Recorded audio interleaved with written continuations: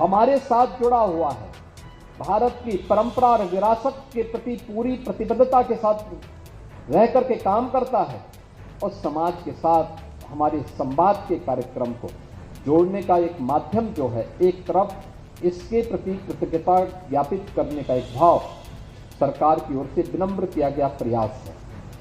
दूसरा है कि हमारी जो चुनौती है, याद करना, जो लोग उनके बीच में उन्हें समाज और राष्ट्र की मुख्य धारा से अलग करने का काम करते थे, ये वही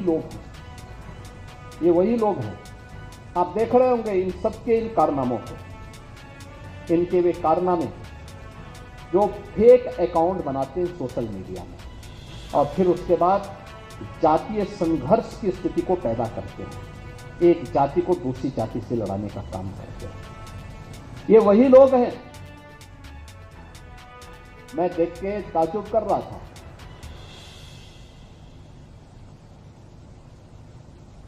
अभी 3 वर्ष पहले की एक घटना है, एक जगह एक आगजनी की घटना घटित हुई।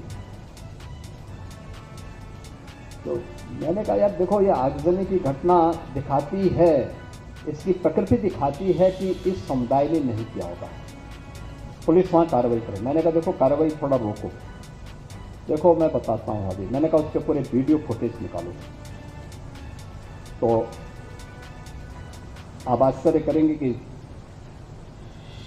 आगजनी करने वाला एक व्यक्ति, वह केसरिया गमछा बांधा हुआ है, लेकिन आगजनी करते समय अचानक उसका गमछा निकला, आगजनी करते करते उसके मुंह से निकल पड़ा या अल्लाह। तो मैंने कहा देखो, इस समुदाय हिंदुओं की एक जाति को बदनाम करने के लिए किस शरारत के तहत गमछा बांध करके और पूरी व्यवस्था को अपमानित कर रहा है। ये चीजें दिखाती है कौन लोग हैं जो फेक अकाउंट बना करके जातीय संघर्ष की स्थिति को पैदा करना चाहते हैं और उन तत्वों को, छुपे हुए उन दुश्मनों को जो समाज की शांति को भंग करना चाहते हैं, अगर हम उन्हें चिन्हित करके समय रहते हुए उनका वॉकआउट कर सकें तो समाज की एकता में बाधक ऐसे तत्वों को भी बेनकाब किया जा सकता है, राष्ट्रीय एकता को भी और सुदृढ़ हम बनाने में मदद कर सकते हैं।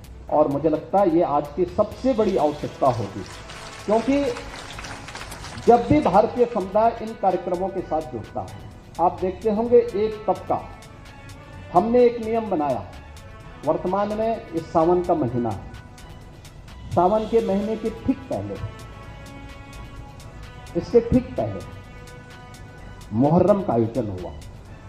हमने एक व्यवस्था बना दी कि भाई देखो, आप ताजिया की हाइट इससे ज़्यादा मत करना, इससे ज़्यादा करेंगे तो देखिए फिर आप मांग करेंगे कि पेड़ की टहनी काटो, किसी के घर के छज्जे को काटो, कहीं हाई टेंशन के तार को हटाओ। अब एक आयोजन के लिए हम हाई टेंशन तार हटाएं, एक बड़े तबके के लिए, गांव के लिए या शहर के लिए बिजली बाधित कर दें, तो ये तो उन लोगों के साथ अन्याय है भाई जो बिजली बिल का भुगतान कर रहे हैं। आप बिना बिल का भुगतान किए, बिना सड़क का चार्ज दिए आप अपनी यात्रा निकालना चाहते हैं और आप इसके लिए जो है चाहते हैं हो जाए, या किसी का घर किसी ने मेहनत करके अपने घर को बनाया, आप उसके बर्जे को तोड़वा रहे हैं। एक पेड़ को लगने में 40 साल 50 साल लगते हैं, आप उसकी टहनियों को कटवा रहे हैं। क्यों कटवाएंगे आप? क्या अधिकार है आपको? हमने कहा ये नहीं होगा। जौनपुर में जबरदस्ती उन्होंने बड़ा ताजिया उठाया और हुआ क्या, वो हाई टेंशन की चपेट में आया, 3 लोग मर गए। बाद में उन्होंने रास्ता जाम किया तो पुलिस ने कहा क्या करें? मैंने कहा लाठी मार करके बाहर करो इनको, क्योंकि ये लातों के भूत हैं, बातों से मानेंगे नहीं। जब हमने कहा था कि हाई टेंशन तार की चपेट में आ सकते हो, इससे ऊंचा मत करना, अपने इन्होंने किया है, आप कार्रवाई कर दो इनके खिलाफ। देखिए, एक भी जगह सोशल मीडिया में किसी ने विरोध नहीं किया, कोई ने विरोध किया। उत्तर प्रदेश में तो हम लोगों ने व्यवस्था भी बनाई हुई है कि वे अस्त्र शस्त्र से आप प्रदर्शन नहीं करेंगे, नहीं तो मुहर्रम का हर जुलूस उत्पात का, आगजनी का, तोड़ फोड़ का कारण बनता था।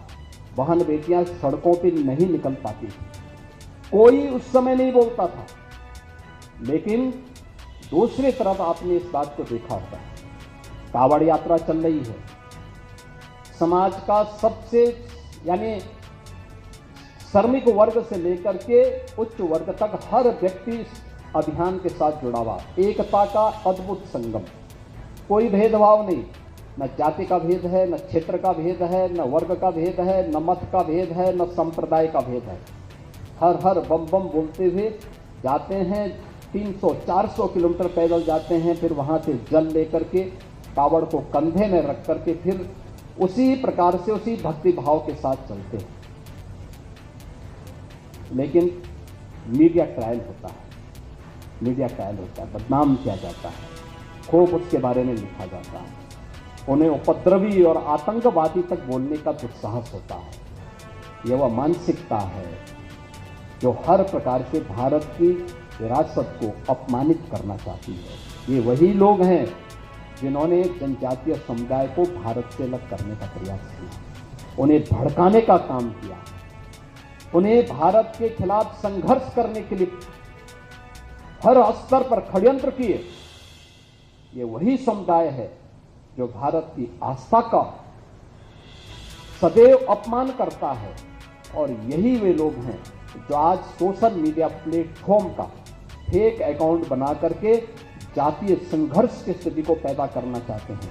इन सब से अगर हम सावधान रह करके अपने आप को सुरक्षित कर सकें, अपने समाज को सुरक्षित कर सकें, तो राष्ट्रीय एकता को संबल प्रदान करने में वर्तमान की इस भूमिका में हमारी संस्थाएं बड़े भूमिका का निर्वहन कर सकती हैं। भगवान बिरसा की जो विरासत है, ये हमें राष्ट्रीय एकता के उन्हीं चुनौतियों से जूझने के लिए एक नई प्रेरणा प्रदान कर रहा है, और उस प्रेरणा से हम कुछ सबक सीख सकें। उन्होंने ब्रिटिशर के खिलाफ और वहाँ की जिम्मेदारी शोषण के खिलाफ आंदोलन किया था।